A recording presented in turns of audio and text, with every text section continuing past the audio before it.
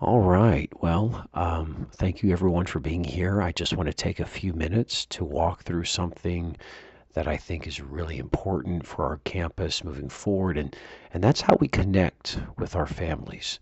And this isn't just about increasing attendance at events or getting more signatures on papers. It's about us building real relationships with the people who trust us with their kids every single day of the school year. And so, if we can strengthen those relationships, everything else we're trying to do instructionally becomes easier and more effective. And so at the end of the day, strong relationships are going to drive strong schools, period. And so hopefully that's where we're headed together. So right now, we're seeing that parent involvement isn't quite where we want it to be. Um, Honestly, after talking with you all and looking at some of the feedback, it's not because parents don't care. I feel like it's really because there are barriers that we really don't fully understand yet. So that's kind of the goal here, is for us to get a better understanding of that. On top of that, many of us, we have said that we don't always feel confident when it comes to working with families, especially from different backgrounds. I mean, we're a very diverse district, and that's completely fair to feel that way. But that also tells us that we've got some work to do as a campus. And this is something that we can improve with the right focus and the right support. Now, this really matters because there's a lot of research behind it. Um, you've probably heard the quote that schooling starts at home, and there really is some truth to that. Studies do show consistently that when families are involved in their child's education, student achievement does go up. We also know from decades of research that when schools and families work together, students tend to have better grades. They have better attendance. They have stronger motivation in school. And so this isn't just something that sounds good, it's proven. When we build strong relationships with families, we're not just improving communication, we are directly impacting student success. And honestly, that's why this work has to be a priority for us. Now, let's look at our goal. Our goal moving forward is it's pretty straightforward. We want to build trust with our families. We want to understand those real life barriers that they're dealing with, and create a system where outreach is consistent and meaningful. It's not just something that we try to do every now and then. This isn't, we're not trying to add more to your plate. This is really just about us doing things smarter and being more intentional. When we do this well, it actually makes our job easier in the long run. So let's look at some of the actions that we're going to take, or some of the steps rather. Our first step is that we've got to learn more about our community. And I'm not talking about just surface level information. I mean really understanding our families' experiences, their schedules, their challenges, and this one may step on toes, but even their expectations of us. Um, we can't build strong relationships if we're working off assumptions. So this step is all about gathering real, useful information. And the better we understand our families, the better we can serve our students. So to do that, we've got to be more intentional about how we collect that information. That means making sure surveys are translated into the languages that our families speak, offering different ways to respond, maybe not just online, and really paying attention to who we're not hearing from. Sometimes the most important data is the voices that are missing. So we want to make it easy as possible for every family to have a voice. In the short term, we want to gather and review this data within the first several weeks of the school year so that we can start making informed decisions quickly. Long term, this isn't a one-time thing. We want to build a system where we're continuously learning about our families and adjusting as needed. And ultimately, we really want this to become part of our culture. Not just a task that we're checking, you know, off on a list just because it's some kind of formality. I mean, this like we said earlier, this has to be intentional. This really has to be a part of our DNA, and it needs to be natural and organic. Once we understand our community better, the next step is making sure we feel equipped as a staff. A lot of this comes down just to pure confidence. Many of you have said you want to do a better job connecting with families, but sometimes you're not sure how, and that's where we step in with support. And this is about giving you tools that actually really help in situations. So as we said, just having cultural awareness, professional development, people to come in and just sort of explain to us kind of hands-on stuff that allows us to understand our communities and the challenges that come with those communities and the conversations that need to be made to address those challenges. So yeah, that definitely plays a huge role into our next step. Um, and so, looking at the strategies, it says we're going to focus on practical professional development. Like I just said, not theory heavy sessions, but things you can actually use the right way.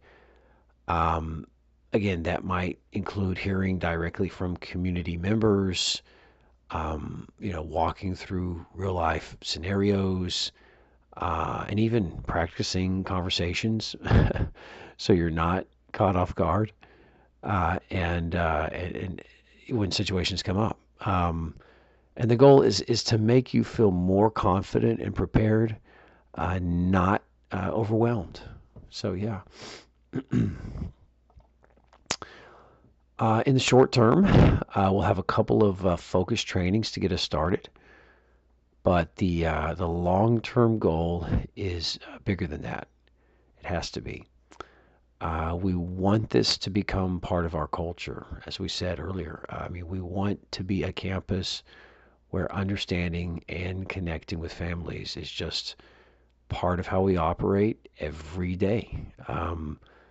Over time, I think this becomes second nature for all of us. So, now that we've gathered information and we have built some confidence, the final step is putting it into action through better outreach. This is where we start building those relationships in more, tangible, real, visible ways. This is more of your face-to-face stuff. This is not just emails or flyers. I mean, this is a true, thorough, genuine connection.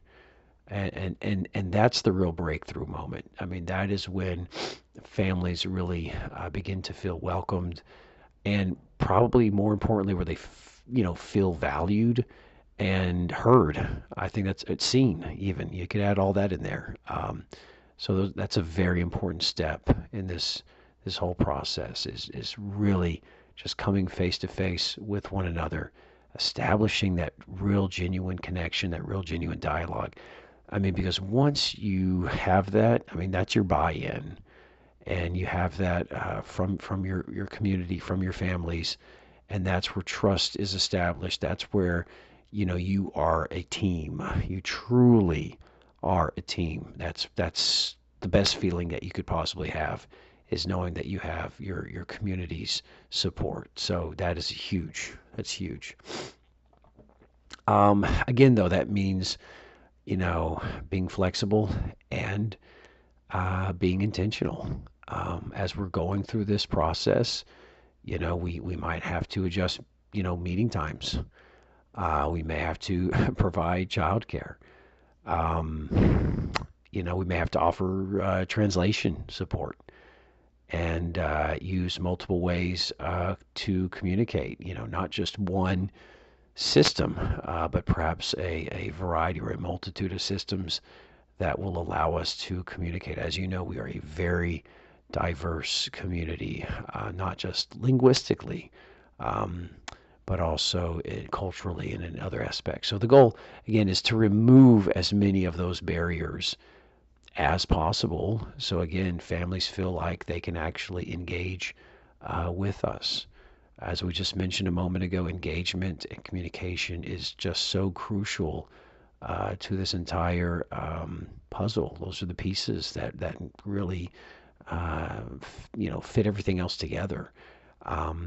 When we remove those barriers, participation naturally increases. It becomes just much more organic in that regard.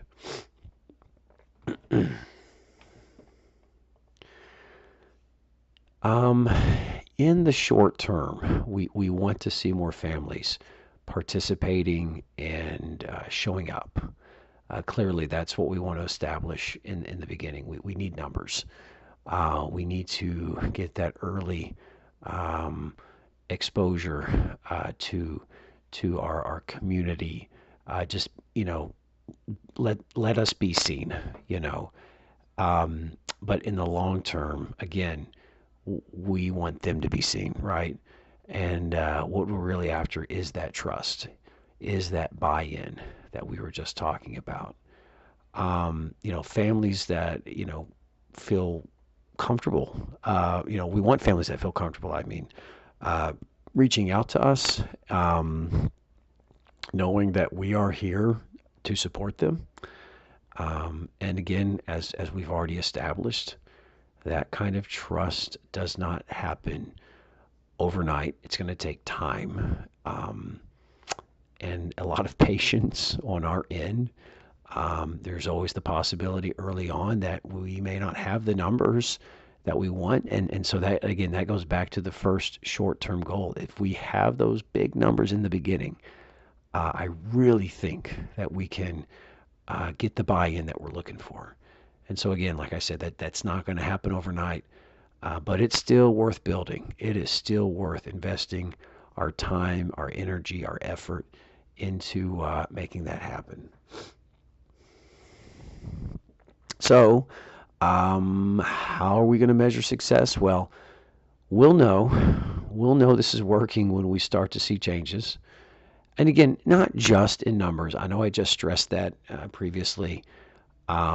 It really comes down to the relationships, quality over quantity. Um, but, the more parents engaging, um, the more positive communication, um, and, just more confidence from you all when we're working with families. That's what we're striving for. And so those are going to be the indicators that we're moving in the right direction. And, we'll just continue adjusting as we go. I know it's not going to be, um, a super quick thing. Like we said, it's not going to happen overnight, but it's certainly worth the time and the energy and the resources that we're going to put into it. Absolutely worth it. So yeah, in closing, just kind of the main points here. At the end of the day, this does come down to relationships.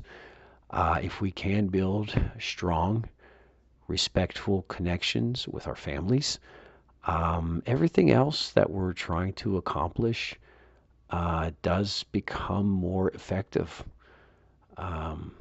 This is something that we all have a role in, every one of us, from the bottom up.